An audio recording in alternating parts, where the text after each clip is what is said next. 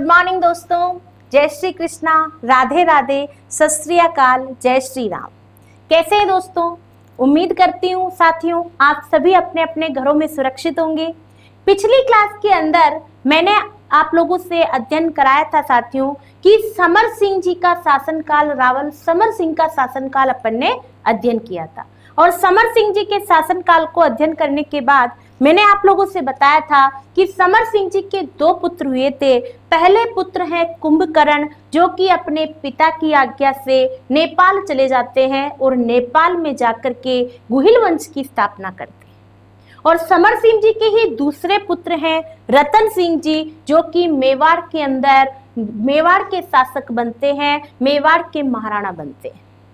दोस्तों, रतन सिंह जी मेवाड़ के शासक बने थे। ये जानकारी आपको कहाँ से प्राप्त हुई है, ये भी मैं आपको पिछली क्लास के अंदर नोट करा चुकी हूँ कि कुंभलगढ़ प्रशस्ति और एकलिंग महात्म्य से हमें यह जानकारी मिलती है कि रावल रतन सिंह मेवाड़ के शासक बनते।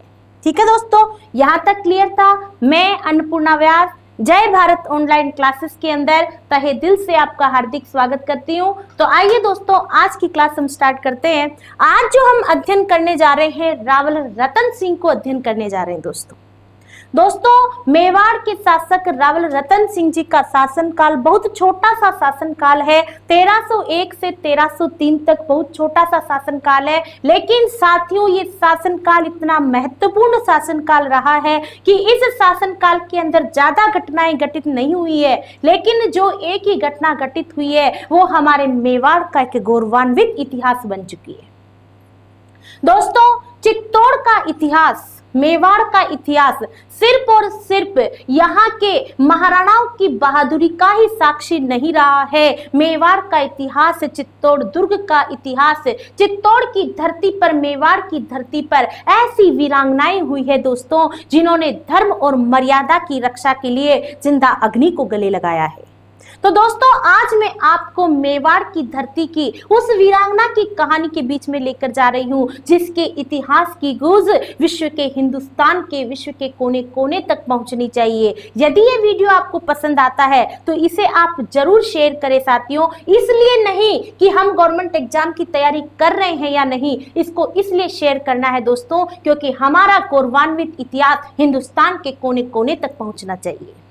दोस्तों, अब हम चर्चा करते हैं मेवाड़ के शासक रावल रतन सिंह जी के बारे में। इनके शासनकाल में, इनके समय के अंदर एक सबसे महत्वपूर्ण घटना घटित हुई है। हम इसके कंप्लीट जो नोट्स लिखेंगे वो कल की क्लास में लिखेंगे। आज आप जितना लिख सकें वो ठीक है, बाकी अच्छे से सुने, समझे और देखें। दोस्तों, मेवाड़ के शासक जो है रावल रतन सिंह जी, इनके जीवन में ज्यादा घटनाएं घटित नहीं हुई थी, लेकिन रावल रतन सिंह जी के शासनकाल के समय ही दिल्ली के अंदर जो शासक थे, दिल्ली के अंदर उस समय खिलजी वंश था साथियों। तो दिल्ली में जो उस समय खिलजी वंश था, तो खिलजी वंश के शासक थे दोस्तों यहाँ पर अलाउद्दीन खिलजी, जिन्हें हम शॉर्ट के अंदर एके के नाम से भी बुलाते हैं। तो दोस्तों, दिल्ली में उस समय शासक है अलाउद्दीन खिलजी, जिनका शासनकाल बताया जाता है 1296 से लेकर के 1316 तक। तो दोस्तों, उस समय दिल्ली में कौन है? अलाउद्दीन खिलजी है। कहां पर है ये? दिल्ली में। और दिल्ली में अलाउद्दीन खिलजी है। उस समय मेवाड़ के अंदर कौन शासक है दोस्तों? मेवाड़ में है रावल रतन सिंह। मेवाड़ में रावल रतन सिंह है। कौन है साथियों? मेवाड़ के अंदर रावल रत्न सिंह है। मेवाड़ के शासक रावल रतन सिंह जी है। इनके समय की एक महत्वपूर्ण घटना है कि इन्हीं के शासनकाल के अंदर दिल्ली के अलाउद्दीन खिलजी ने चित्तौड़ दुर्ग के ऊपर आक्रमण किया था दोस्तों। कहां पर आक्रमण किया था?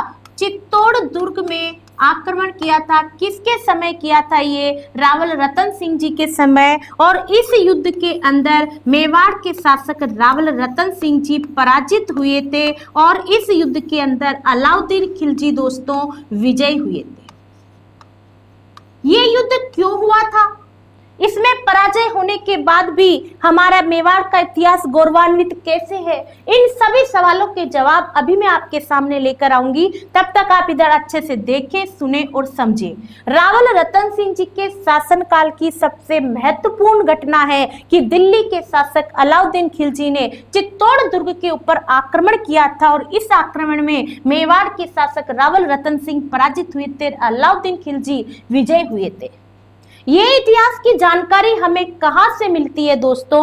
तो रावल रतन सिंह जी के इतिहास की ये जानकारी हमें दो प्रमुख ग्रंथों से मिलती है। किससे मिलती है? दो प्रमुख ग्रंथों से मिलती है, जिसमें पहला ग्रंथ जो है साथियों, पहला ग्रंथ जो है उसका नाम है पद्मावत।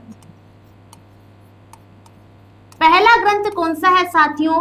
पद्मावत है। और इस ग्रंथ को साथियों किसके द्वारा लिखा गया है? तो ये पद्मावत ग्रंथ जो है ये मलिक मोहम्मद जायसी के द्वारा लिखा गया है। मलिक मोहम्मद जायसी ने एक ग्रंथ लिखा है साथियों, अच्छे से सुनना कि मलिक मोहम्मद जायसी ने एक ग्रंथ लिखा है। ये मलिक मोहम्मद जायसी कौन है? ये शेरशाह सूरी के दीवान है ये। और इन्होंने ये ग्रंथ साथियों 1540 ईस्वी के अंदर लिखा है। कब लिखा है? 1540 ईस्वी के अंदर इन्होंने ये ग्रंथ लिखा है। तो मलिक मोहम्मद जायसी ने जो पद्मावत नामक ग्रंथ लिखा है, इस ग्रंथ के अंदर इन्होंने रावल रतन सिंह और रावल रतन सिंह की पत्नी पद्मनी के जीवन के ऊपर पूरी तरीके से जीवनी लिखी है। तो हमें रावल रतन सिंह का इतिहास किससे प्राप्त हो रहा है? मलिक मोहम्मद जायसी के ग्रंथ पद्मावत से प्राप्त हो रहा है। और इसी ग्रंथ से हमें ये जानकारी मिली है कि दिल्ली के शासक अलाउद्दीन खिलजी ने चित्तौड़गढ़ दुर्ग के ऊपर आक्रमण किया था। दोस्तों इस ग्रंथ के अंदर युद्ध का कारण क्या बताया गया है? तो इस ग्रंथ के अंदर जो युद्ध का कारण बताया गया है वो युद्ध का कारण रानी पद्मिनी की सुंदरता बताया गया है। इस ग्रंथ के अंदर युद्ध का कारण क्या बताया गया है साथियों? तो इस ग्रंथ के अंदर युद्ध का कारण रानी पद्मिनी की सुंदरता बताया गया है।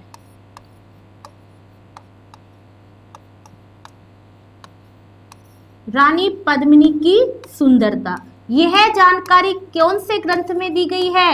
यह जानकारी पद्मावत ग्रंथ के अंदर दी गई है। एक जानकारी तो हमें इस ग्रंथ से मिलती है, एक जानकारी हमें किस ग्रंथ से मिलती है वो देखिए दोस्तों। तो दूसरा जो ग्रंथ है, दूसरे ग्रंथ का नाम है साथियों, दूसरा ग्रंथ है खेजाइन उल फतू है। दूसरा ग्रंथ कौन सा है? खेजाइन उल फतू है, जिसे दोस्तों हम तारीख अलाई के नाम से जानते हैं। खेजाइन उल फतू है या फिर तारीख अलाई। ये जो ग्रंथ है साथियों खेजाइन उल फतू है या तारीख अलाई, यह ग्रंथ किसके द्वारा लिखा गया है? तो यह ग्रंथ दोस्तों एक प्रसिद्ध इतिहासकार और कवि अमीर खुसरो के द्वारा लिखा गया है। किसके द्वारा लिखा गया है? प्रसिद्ध इतिहासकार और कवि अमीर खुसरो ने इस ग्रंथ को लिखा है। और इस ग्रंथ को अमीर खुसरो ने लिखा है, यह अमीर खुसरो के द्वारा देखा गया वर्णन है। इसके अंदर उनकी आंखों से देखा गया वर्णन है, यानी इस युद्ध का सजीव वर्णन इस ग्रंथ के अंदर किया गया है। इसमें इसके क्या है? युद्ध का सजीव वर्णन किया गया है। इस ग्रंथ में युद्ध का सजीव वर्णन किया गया है। युद्ध का सजीव वर्णन। उस समय अमीर खुसरो अलाउद्दीन खिलजी के साथ उपस्थित थे साथियों। तो इस ग्रंथ के अंदर युद्ध का कारण क्या बताया गया है? इसके अंदर अमीर खुसरो ये कहते हैं कि युद्ध का जो कारण है वह युद्ध का कारण अलाउद्दीन खिलजी की साम्राज्यवादी नीति है। क्या कारण बता रहे हैं? युद्ध का कारण अलाउद्दीन खिलजी की साम्राज्यवादी नीति। अलाउद्दीन खिलजी की साम्राज्यवादी नीति, इसमें क्या कारण बताया जा रहा है दोस्तों? अलाउद्दीन खिलजी की साम्राज्यवादी नीति। अलाउद्दीन खिलजी की साम्राज्यवादी नीति। ये किसमें बताइए दोस्तों? अलाउद्दीन खिलजी की साम्राज्यवादी नीति, इस ग्रंथ के अंदर। यानी हम जो अध्ययन करने जा रहे हैं वो सारी तथ्य, आगे जो मैं फैक्ट्स आपको बताने जा रही हूँ, वो सारी जानकारियां किनके अनुसार बता रही हूँ साथियों? में आपको पद्मावत ग्रंथ और अमीर खुसरो के द्वारा लिखे गए तारीख-ए-अलाई ग्रंथ के अनुसार हम आगे चल रहे हैं। तो साथियों, हम सबसे पहले अध्ययन करने जा रहे हैं कि पद्मावत ग्रंथ के अंदर से हमें क्या जानकारी मिलती है। तो मलिक मोहम्मद जायसी अपने ग्रंथ पद्मावत के अंदर क्या बताने जा रहे हैं आपको? तो मलिक मोहम्मद जायसी अपने ग्रंथ पद्मावत के अंदर आपको क्या बताते हैं? इस ग्रंथ के अंदर दोस्तों वो एक ऐसी वीरांगना की चर्चा करते हैं, एक ऐसी वीरांगना का जिक्र करते हैं जो आज भी हम सबके बीच में जीवित है। दोस्तों पद्मावत ग्रंथ के अनुसार मलिक मोहम्मद जायसी क्या कहते हैं? पद्मावत ग्रंथ के अनुसार मलिक मोहम्मद जायसी ऐसा कहते हैं कि मेवाड़ी राजपुतानी थी, मेवाड़ी राजपुतानी थी, पद्मावती नाम की रानी थी, जिसकी तो शान ही निराली थी, उसके बलिदान की सच्ची कहानी थी। तो दोस्तों पद्मावत ग्रंथ के अनुसार क्या जानकारी मिलती है? पद्मावत ग्रंथ के अनुसार मलिक मोहम्मद जायसी आपको कुछ बताने जा रहे हैं। कॉपी पेन नीचे रख दो और बड़े ध्यान से सुनो दोस्तों, क्या बता रहे हैं पद्मावत ग्रंथ के अनुसार? अच्छे से सुनना। ये क्या है दोस्तों? सिंहल द्वीप है।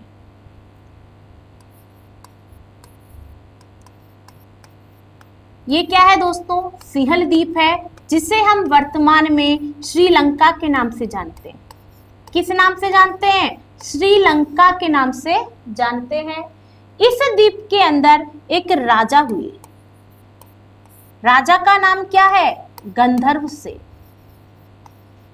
यहाँ के राजा का नाम है गंधर्व सेन। यहाँ पर जो रानी हुई है, रानी का नाम है दोस्तों चंपावती। यहां पर जो रानी है चंपावती, रानी चंपावती और राजा गंधर्व सेन की दोस्तों एक संतान हुई। संतान में थी इनके पास में एक पुत्री, और पुत्री का नाम क्या था दोस्तों? राजकुमारी पद्मिनी। पुत्री का नाम क्या है? राजकुमारी पद्मिनी। आप लोग सोच रहे होंगे कि रानी पद्मिनी की कहानी और गाथाएं तो हमने सबने सुन रखी है, लेकिन दोस्तों आज अब एक बार जरूर सुनिए, क्योंकि दोस्तों ये वो वीरांगना है जो जिंदा जल गई थी। ये वो वीरांगना है जो जिंदा जल गई थी तेजस्वी यान बचाने को, मेवाड़ की पावन मेहंदी और कुमकुम की पहचान बचाने को। कर प्रणाम जो हर ज्वाला को, योद्धा रण में टूट पड़े थे, मुट्ठी भरते पर लाखों में राजपूती शान न जाने दी। पर जब तक जीवित है वसुंधरा तब तक गंगा में पानी है, भरत भूमि की इस धरती पर जब तक कविता में पानी है, तब तक पद्मिनी के जौहर की गाथा दोहराई जाएगी, क्योंकि ज्वालाओं से लिखी ये अविनाशी अमिट निशानी है। दोस्तों ये एक ऐसी गाथा है जो हमेशा हमारे बीच में जीवित रहेगी। तो दोस्तों यहाँ पर मैं अध्ययन करा रही हूँ आपको कि राजा गंधर्व सेन और रानी चंपावती की पुत्री है, उनकी पुत्री का नाम है राजकुमारी पद्मिनी। और दोस्तों ये जो राजकुमारी पद्मिनी है ये बहुत ही सुंदर है। ये क्या है? बहुत सुंदर है, अति सुंदर है। राजकुमारी पद्मिनी बहुत सुंदर है, और सुंदरता के साथ साथ ही राजकुमारी पद्मिनी के पास में एक बहुत ही अच्छा तोता है, जिसका नाम है दोस्तों हीरामन तोता। इसका नाम क्या है? हीरामन तोता। हीरामन तोता एक ऐसा तोता होता है, ठीक है, ऐसी नस्ल के तोते होते हैं जो इंसानों की भाषा बोलते हैं, मनुष्यों की भाषा बोलते हैं। तो दोस्तों ये हीरामन तोता जो था रानी पद्मिनी के पास में, ये मनुष्यों की भाषा बोलता था। और रानी पद्मिनी, राजकुमारी पद्मिनी और हीरामन तोता दोनों के बीच में गहरी दोस्ती थी। राजकुमारी पद्मिनी अपना ज्यादातर समय हीरामन तोता के साथ बिताया करती थी। इस बात से राजा गंधर्व सेन बड़े परेशान थे, क्योंकि उनकी बेटी उनके साथ में अपना समय नहीं बिताती थी। तो राजा गंधर्व सेन ने अपने आदमियों को आदेश दिया कि हीरामन तोते को लेकर के जंगल में छोड़ आओ। तो तोते को सैनिक क्या करते हैं? तोते को सैनिक जंगल में छोड़ आते हैं। कहाँ छोड़ आते हैं? जंगल में छोड़ आते हैं। किसको? तोते को जंगल में छोड़ देते हैं। तोते को जंगल में छोड़ आते हैं। अब जंगल में जैसे तोते को छोड़ते हैं तो तोता तो खुले आसमान में उड़ने लगता है पिंजरे से बाहर निकल करके। और हीरामन तोता दोस्तों सिंहल द्वीप से उड़ता हुआ हमारे मेवाड़ पहुंच जाता है। और मेवाड़ में आकर के यह तोता एक शिकारी के हाथ लगता है। किसके हाथ लगता है? शिकारी को मिलता है। जैसे ये तोता शिकारी को मिलता है तो शिकारी देखता है कि यार ये तोता तो मनुष्यों की भाषा बोलता है, ऐसे तोते को यदि मैं बेचूंगा तो मुझे बड़े अच्छे ही भाव मिलेंगे। तो शिकारी ने लेकर के वह तोता एक ब्राह्मण को बेच दिया दोस्तों। किसको बेच दिया? ब्राह्मण को। और उस ब्राह्मण का नाम था साथियों राघव चेतन। राघव चेतन नामक एक ब्राह्मण को यह तोता बेच दिया गया। और ये जो ब्राह्मण था यह दोस्तों मेवाड़ के दरबार के अंदर दरबारी ब्राह्मण था, यहाँ का दरबारी विद्वान था, एक तांत्रिक था ये। और ये जो ब्राह्मण था राघव चेतन ये मनुष्यों के साथ साथ पशु पक्षियों की भाषा भी बड़े अच्छे से समझ लेता था। तो ये राघव चेतन दोस्तों मेवाड़ का दरबारी ब्राह्मण था। मेवाड़ का दरबारी ब्राह्मण था। तो ये दरबारी ब्राह्मण जैसे ही इस तोते को खरीदता है तो सोचता है कि यार ये तोता तो बड़ी अच्छी मनुष्यों की भाषा बोलता है, मुझे ये तोता मेवाड़ के दरबार में दे देना चाहिए। यदि ये मेवाड़ के शासक के पास होगा तो कितनी अच्छी बात होगी, ये तोता तो वहां होना चाहिए। तो ये ब्राह्मण राघव चेतन क्या करते हैं, उस तोते को लेकर के मेवाड़ के शासक रावल मेवाड़ के शासक को दे देता है और इसे रावल रतन सिंह अपने पास रख लेते हैं। तो ये तोता अब किसके पास आ गया है? रावल रतन सिंह के पास आ गया है।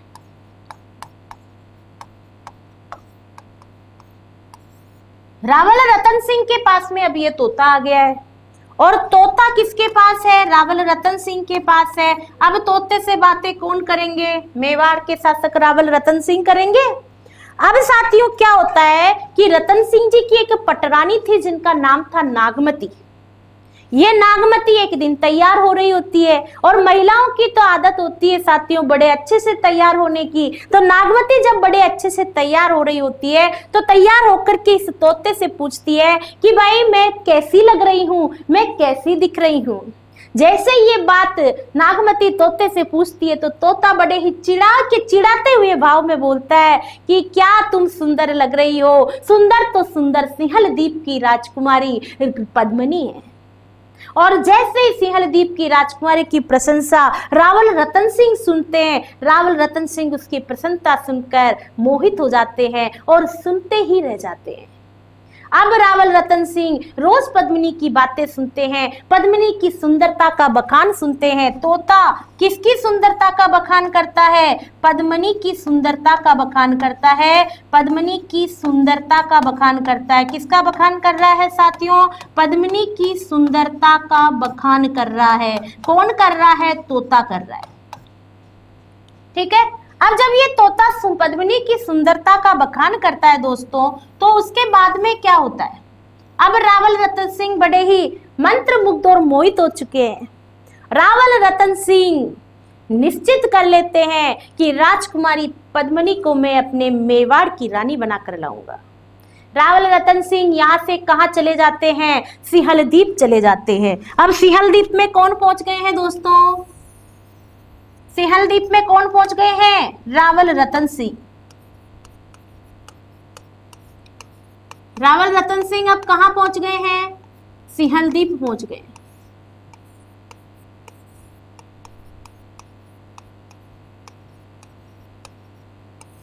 सिंहल द्वीप पहुंच करके रावल रतन सिंह एक जोगी का वेश धारण कर लेते हैं और जोगी का वेश धारण करके सिंहल द्वीप के महलों की चारों ओर विचरने लगते हैं। और जब भी जोगियों को अंदर भिक्षा देने के लिए ले जाया जाता है तो रावल रतन सिंह भी अंदर जाते हैं और दोस्तों रोज जाते हैं और महलों के बाहर ही निवास करने लगते हैं। अब जब वो महलों के बाहर निवास करते हैं किस लिए? सिर्फ और सिर्फ राजकुमारी पद्मिनी की एक झलक देखने के लिए।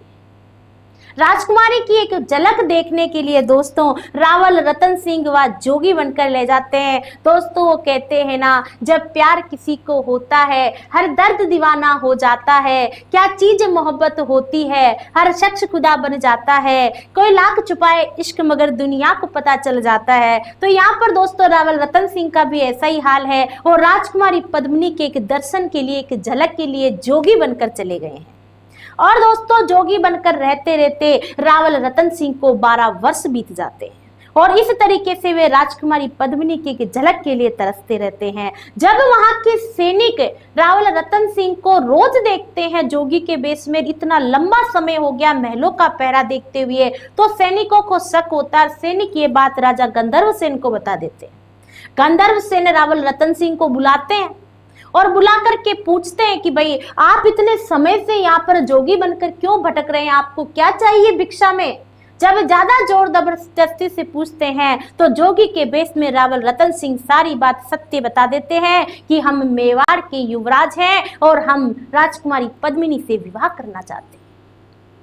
जब राजा गंधर्व सेन को रावल रतन सिंह की सच्चाई पता चलती है दोस्तों, रावल रतन सिंह की सच्चाई पता चलती है कि ये मेवाड़ से हैं और हमारी पुत्री से विवाह करने आए हैं। किसको पता चलता है साथियों ये बात? जब गंधर्व सेन को ये बात पता चलती है तो गंधर्व सेन के लिए बड़े ही गौरव की बात होती है कि कोई मेरी पुत्री से, मेरी बेटी से इतना प्यार कर सकता है, मेरी बेटी को इससे ज्यादा प्यार करने वाला या इज्जत देने वाला शासक मुझे नहीं मिलेगा जो मेरी बेटी के लिए 12 वर्षों से जोगी बनकर रह रहा है। दोस्तों एक पिता के लिए इससे बड़ी बात क्या हो सकती है कि उसकी बेटी को प्रेम करने वाला 12 वर्षों से जोगी बनकर रह रहा है। गंधर्व सेन उसी समय रावल रतन सिंह के साथ में पद्मिनी का विवाह कर देते हैं। किसका विवाह कर देते हैं? पद्मिनी का विवाह रचा देते हैं। और पद्मिनी का विवाह किसके साथ हो गया है? मेवाड़ के शासक रावल रतन सिंह के साथ हो गया है। और अब मेवाड़ के अंदर वहां सिंहल द्वीप से कौन कौन आ रहे हैं दोस्तों, ध्यान से देखना। राजकुमारी पद्मिनी का विवाह कहाँ हो गया है? मेवाड़ में। अब राजकुमारी पद्मिनी के साथ में इनके भाई गोरा, पद्मिनी के भाई गोरा और बादल इनका भतीजा, ये भी साथ में आते हैं। कहाँ से आते हैं दोस्तों? सिंहल द्वीप से आते हैं। गोरा इनके भाई हैं और बादल इनके भतीजे हैं, भतीजा, ये भी इनके साथ आते हैं। और यहाँ आकर के गोरा बादल जो हैं मेवाड़ के सेनापति बन जाते हैं। और पद्मिनी के साथ में 1600 दासियां भी आती है। कौन आती है? 1600 दासियां आती है। यहाँ तक तो समझ में आ गया होगा आपको। ये तो हुई विवाह करने की कहानी। आगे चलते हैं अपन, तो आगे क्या देखते हैं साहब? अब मेवाड़ के अंदर आ गए हैं। मेवाड़ में रानी पद्मिनी आ गई है, रावल रतन सिंह आ गए हैं, साथ में गोरा बादल भी आ गए हैं। अब देखो क्या होता है मेवाड़ में। ये है हमारा प्यारा मेवाड़। मेवाड़ में कौन है? रावल रतन सिंह। मेवाड़ में कौन है दोस्तों? रावल रतन सिंह है। और मेवाड़ में रावल रतन सिंह के साथ में कौन है? रानी पद्मिनी है। पद्मिनी जब मेवाड़ आ जाती है तो रावल रतन सिंह जी से कहती है कि हमारा विवाह बड़े अच्छे से संपन्न हो गया है, तो मैं क्या अनुरोध करती हूँ कि मैं एक बार ब्राह्मण भोज करना चाहती हूँ। मैं मेवाड़ के सभी ब्राह्मणों को भोजन कराना चाहती हूँ।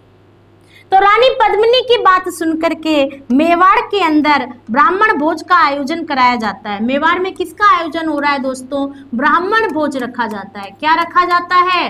ब्राह्मण भोज रखा जाता है। और मेवाड़ में जो ब्राह्मण भोज रखा जाता है, इस ब्राह्मण भोज के अंदर राघव चेतन नाम का ब्राह्मण भी आएगा, क्योंकि वो तो दरबारी ब्राह्मण है।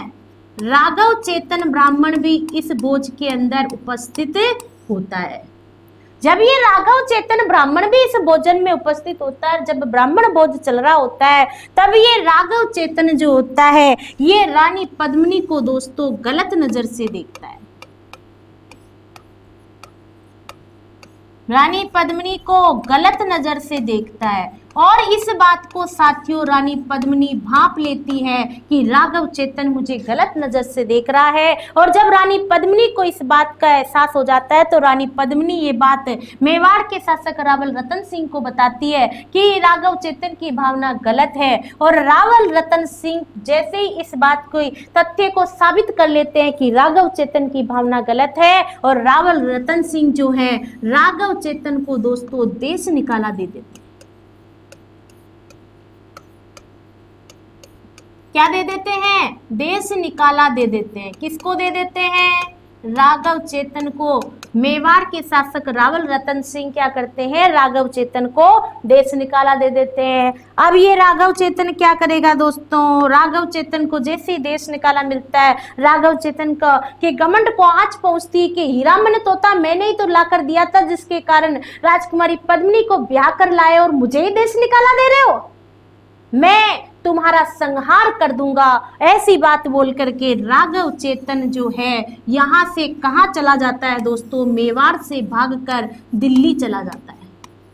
कहाँ चला जाता है? दिल्ली चला जाता है। और दिल्ली में कौन है? अलाउद्दीन खिलजी है, जिसे आप क्या कह रहे हैं? एके।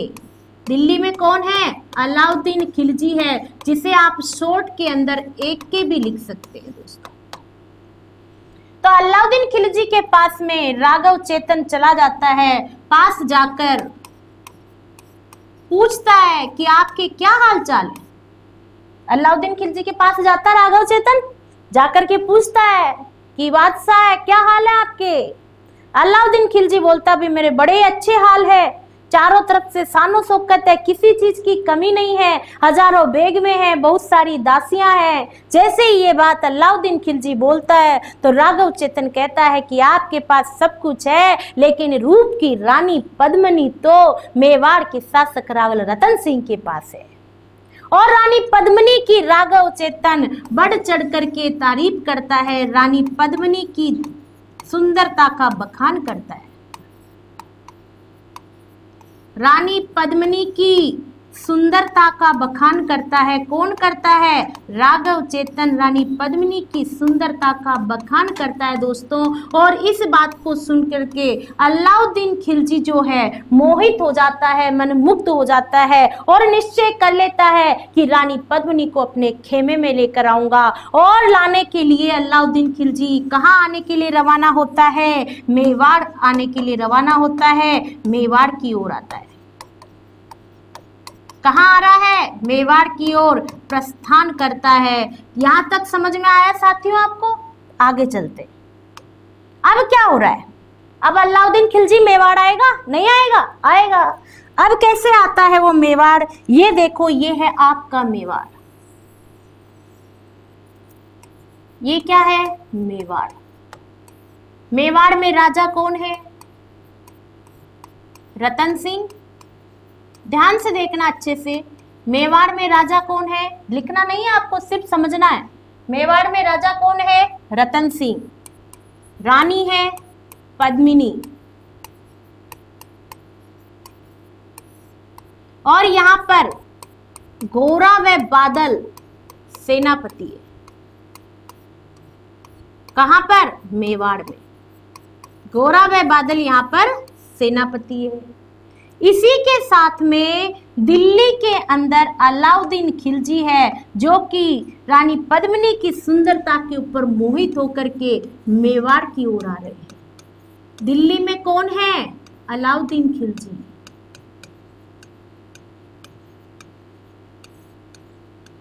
दिल्ली में है अलाउद्दीन खिलजी, जो अब कहाँ आ रहा है दोस्तों? दिल्ली से यह चल कर के मेवाड़ आ रहा है। कहाँ आ रहा है? अब ये मेवाड़ आ रहा है। मेवाड़ की ओर आने के लिए कब रवाना हो रहा है? ये 28 जनवरी 1303 को यह दिल्ली से रवाना होता है। कहाँ आने के लिए दोस्तों? मेवाड़ के ऊपर आक्रमण करने के लिए। और गंभीरी और बेड़च नदी के यहाँ पर आकर के सेना का घेरा डाल देता है। किसका घेरा डाल दिया इसने?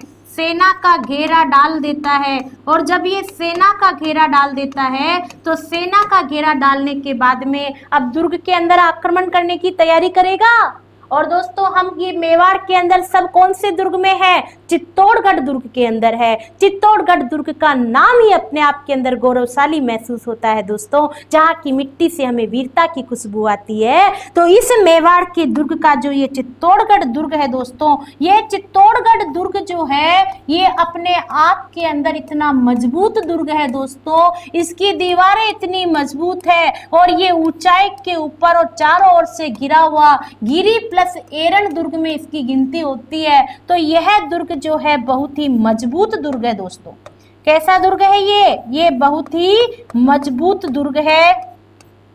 चित्तौड़गढ़ दुर्ग जो है बहुत मजबूत दुर्ग है और इस दुर्ग के सभी द्वार बंद कर दिए जाते हैं और सारी सेना और सब कुछ अंदर ही है इस दुर्ग में। दोस्तों जब हम फोर्ट ऑफ सीरीज पढ़ेंगे तो चित्तौड़गढ़ दुर्ग के बारे में मैं आपको बताऊंगी कि राजस्थान का एकमात्र ऐसा दुर्ग है जहां पर खेती होती है। और दोस्तों राजस्थान का इस दुर्ग के अंदर संपूर्ण प्रजा अंदर निवास कर सकती है। लिविंग फोर्ट फर्स्ट भी कहलाता है दोस्तों ये। तो यहाँ पर क्या होता है कि इस चित्तौड़गढ़ दुर्ग के सभी दरवाजे बंद कर लिए जाते हैं। बाहर कौन बेटा है? एक के बेटा अपनी सेना के साथ में, अंदर रावल रतन सिंह उनकी प्रजा सब अंदर है। अब दोस्तों अलाउद्दीन खिलजी काफी समय तक प्रयास करता है और इंतजार करता है दुर्ग में प्रवेश करने के लिए, लेकिन दोस्तों वो कई महीनों इंतजार करने के बाद भी दुर्ग में प्रवेश नहीं कर पाता है। अब जब दोस्तों वो दुर्ग के अंदर प्रवेश नहीं कर पा रहा है तो वह एक कूटनीति अपनाता है। क्या अपनाता है? कूटनीति अपनाता है। कूटनीति अपनाने के तहत वह क्या करता है कि रावल रतन सिंह के पास में एक संदेशा भिजवाता है। रावल रतन सिंह के पास में संदेशा भिजवाता और क्या कहता है कि मेरे को रानी पद्मिनी के एक बार दर्शन करा दो, मैं बिना युद्ध किए ही लौट जाऊंगा। लेकिन दोस्तों मेवाड़ के शासक रावल रतन सिंह मना कर देते हैं इस संधि के लिए।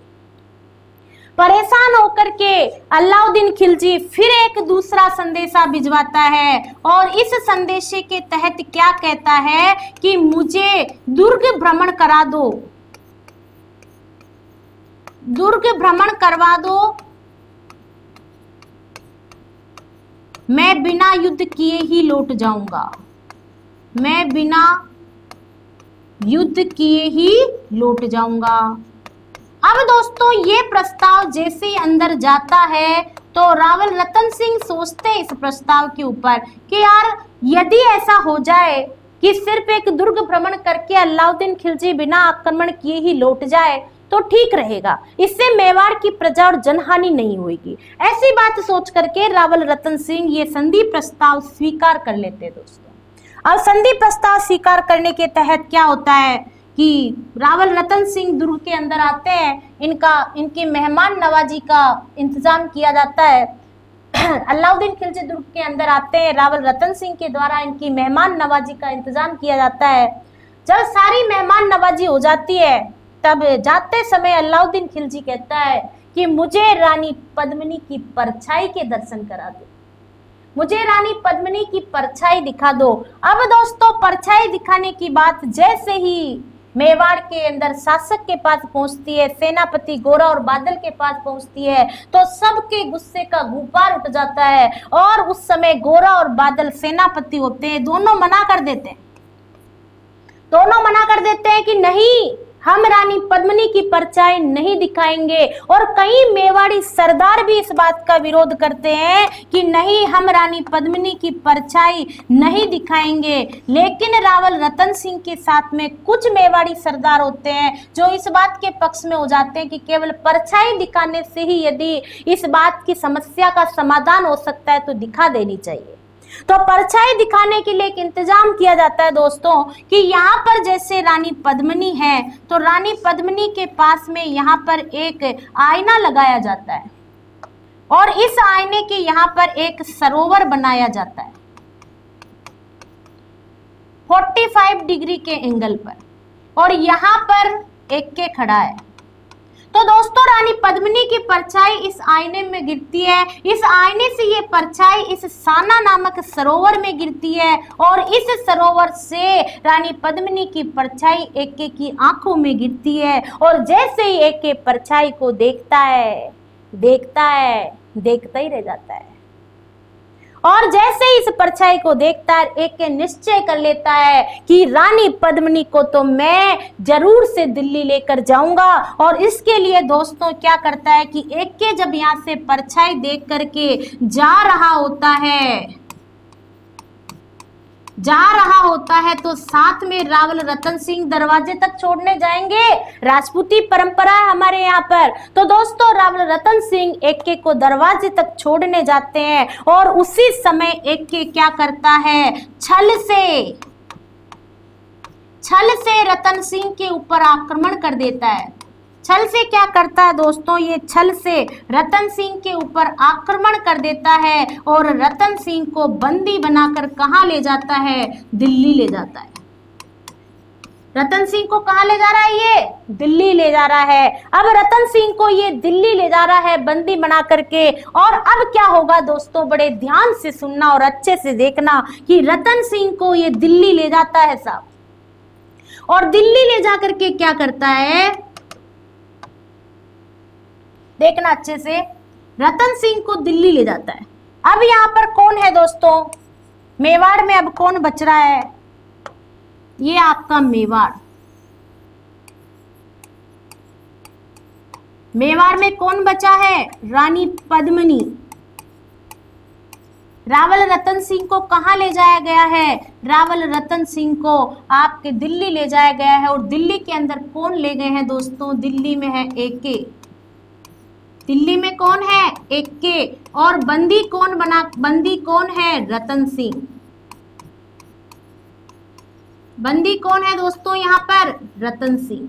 इस तरीके से ये दोनों तरफ है, ध्यान से देखना। एक तरफ मेवाड़ के शासक हैं रतन सिंह जिन्हें बंदी बनाकर ले जाया गया है। महलों में कौन रह गई है, रानी पद्मिनी। बड़े ही ध्यान से देखना कि जब यहाँ पर रानी पद्मिनी के पास में अब कोई नहीं है, रतन सिंह वहां बंदी बनकर चले गए हैं, तो एक के दोस्तों चित्तौड़गढ़ दुर्ग के अंदर एक संदेशा भिजवाता है।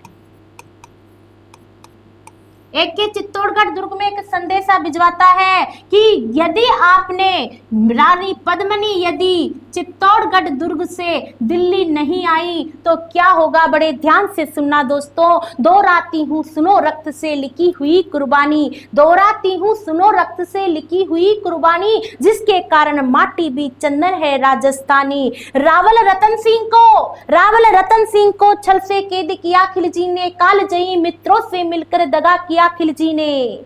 खिलजी का चित्तौड़ दुर्ग में एक संदेशा आया, खिलजी का चित्तौड़ दुर्ग में एक संदेशा आया, जिसको सुनकर सूर्य शक्ति पर फिर अंधियारा छाया। 10 दिन के भीतर यदि पद्मिनी का डोला न आया, यदि ना रूप की रानी को तुमने दिल्ली पहुंचाया, तो रावल रतन सिंह का शीश कटा पाओगे, साई शर्त ना मानी तो तुम पीछे पछताओगे।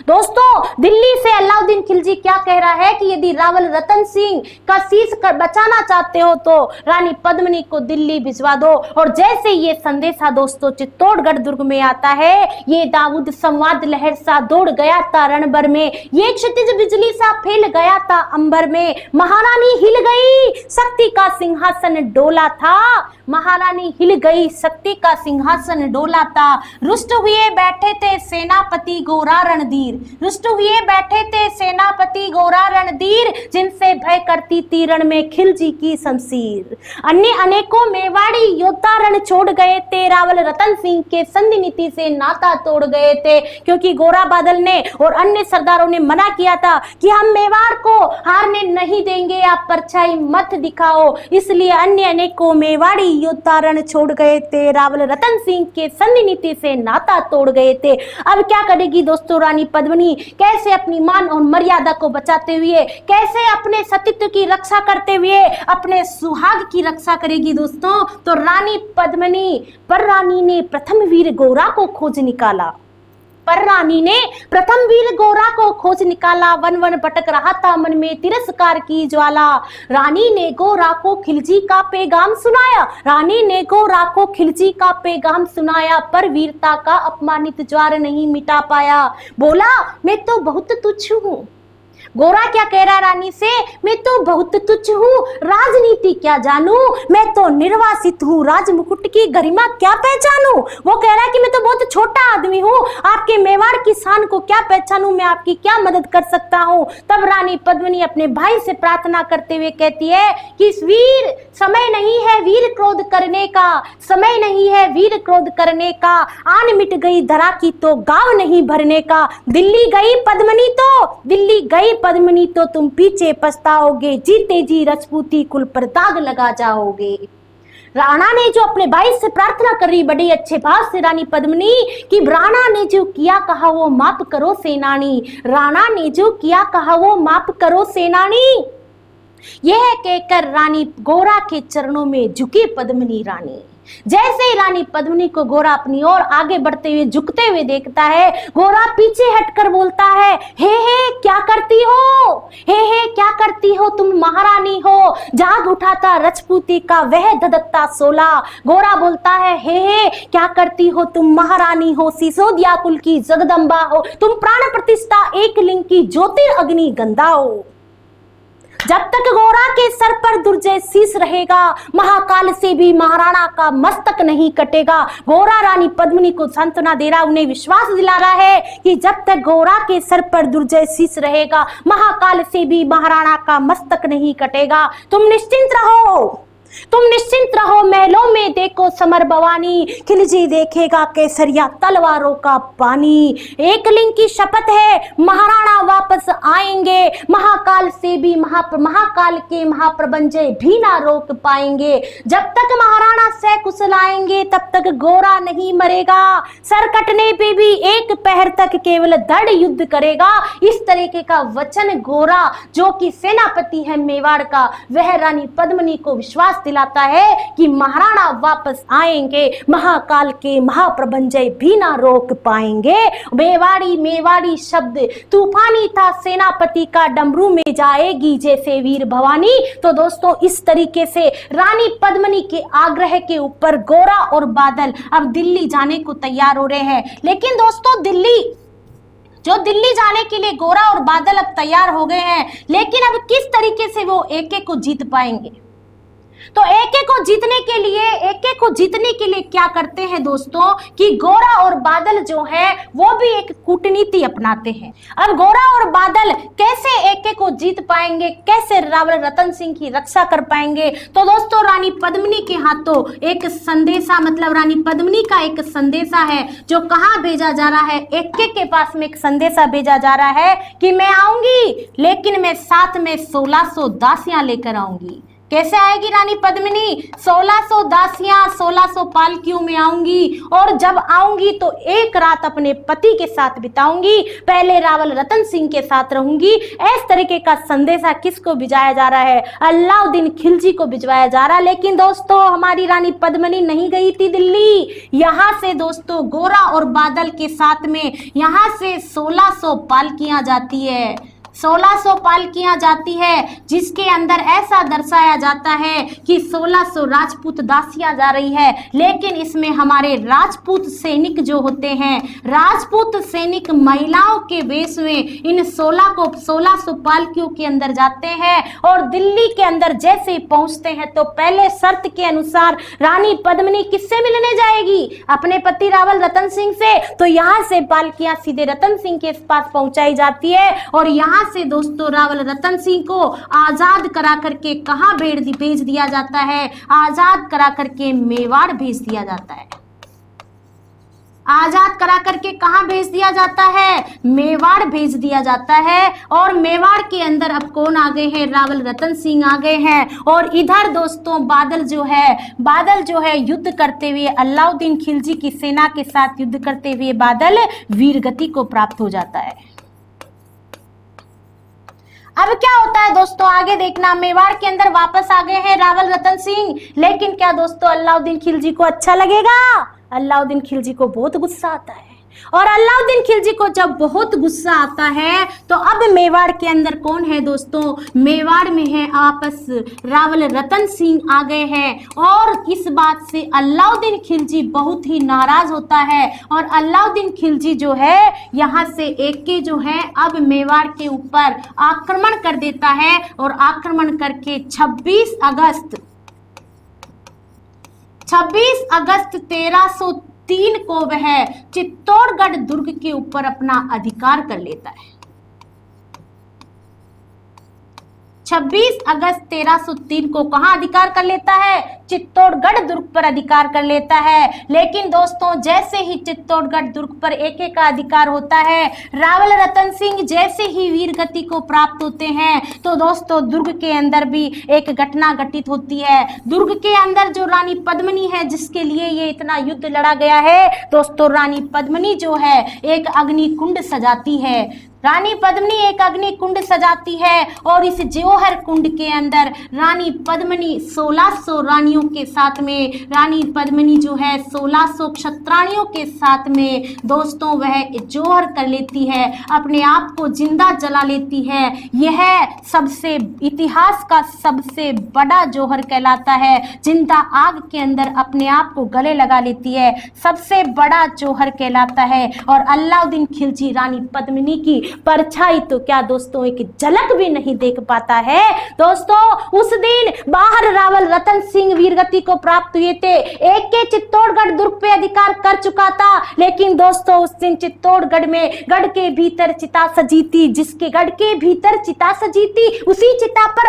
आग लगी थी। बाहर रावल रतन सिंह मौत से ब्याया था, लेकिन रानी पद्मिनी भी गढ़ के भीतर दुल्हन सी सजी थी, क्योंकि उस दिन मेवाड़ की अग्नि भी पावन हो चुकी थी, क्योंकि उसमें 1600 क्षत्राणियां पद्मिनी के साथ जली थी। देवलोक भी उस दिन पुष्पों से सजाता धन्य हो चुका था, क्योंकि देवलोक को भी पद्मिनी जैसी इंद्राणियां मिली थी। दोस्तों ये है हमारे मेवाड़ की वीरांगना की कहानी। यदि ये वीडियो आपको पसंद आया है और यदि आप हमारे इतिहास की गूंज विश्व के कोने कोने तक पहुंचाना चाहते हैं तो मेरा अनुरोध है कि यह वीडियो आपको शेयर करना आपका फर्ज बनता है साथियों। तब तक अपना ध्यान रखें और सुरक्षित रहें। जय हिंद, जय भारत।